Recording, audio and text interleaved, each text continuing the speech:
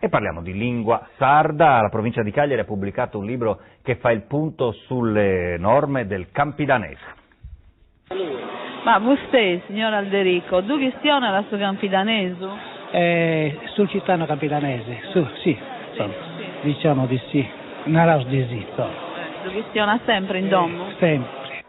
Fu da in campidaneso e mellus ancora si dotto si comprendeuso, e se vogliamo parlare ancora più correttamente senza sbagliare neanche su congiuntivo, allora bisognerà studiare sul libro appena pubblicato da Alfa Editrice, realizzato dalla provincia di Cagliari dal Comitato Scientifico Posta Norma Campidanesa. Titolo: A regulas por ortografia, fonetica, morfologia e fueddario desta norma campidanesa desta lingua sarda.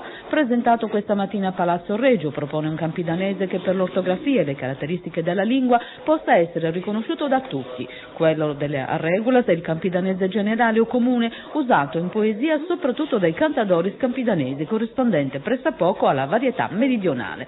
La tesi è che la lingua sarda è una ma con due varietà, e allora bisogna parlare di uno standard linguistico con due norme, quella del campidanese, proposta nel libro ed elaborata dopo anni di lavoro, e la norma dell'ugudorese ancora tutta da scrivere. Il libro, insomma, non è definitivo, ma da migliorare.